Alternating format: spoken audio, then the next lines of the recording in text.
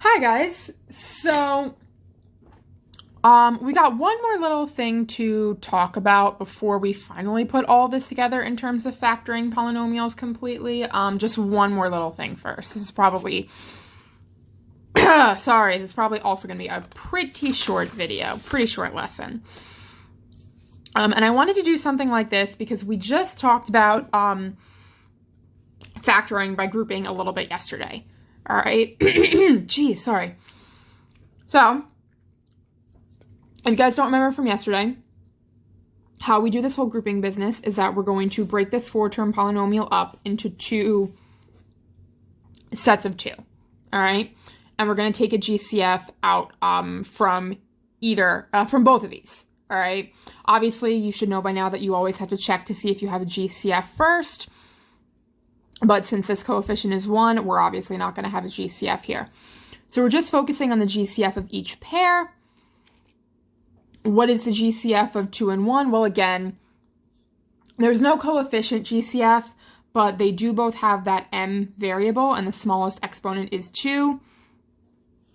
So it's going to be m squared.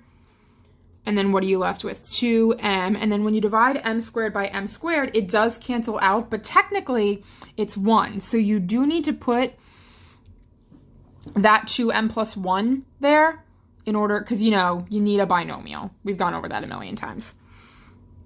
50 and 25, they're both divisible by 25. And since they do have that negative in front, you need the negative as part of your GCF.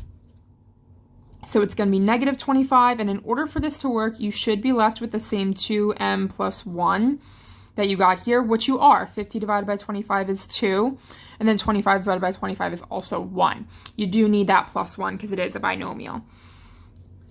So, same kind of thing as yesterday. We've got m squared minus 25. You just put those two pieces together, and then this binomial...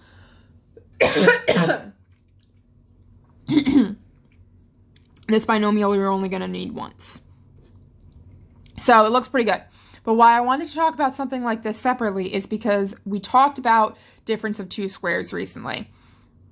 So if you have a difference of 2 squares that you can factor while you're doing some other kind of problem, you would need to factor that difference of 2 squares. That's the whole part of the whole point of factoring completely.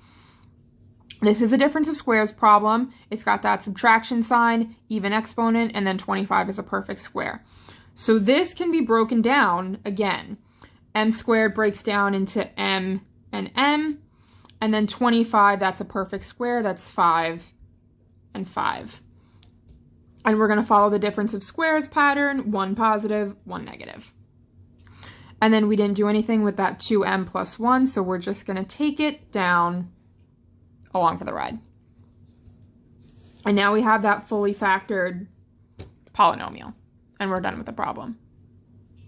All right, one more, just so we're good. Another grouping problem. We're going to do the exact same thing. Again, leading coefficient of 1s. There's no GCF in the whole thing. There's no coefficient. There's no number GCF, but again, they have that r in common.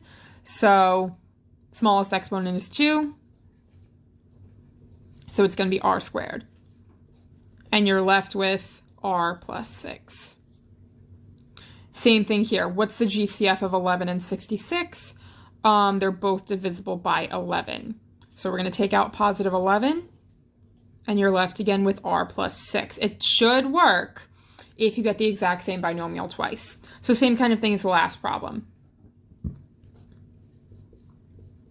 We lump these two pieces together, and r plus 6 comes in once. Again, order of the parentheses themselves doesn't matter.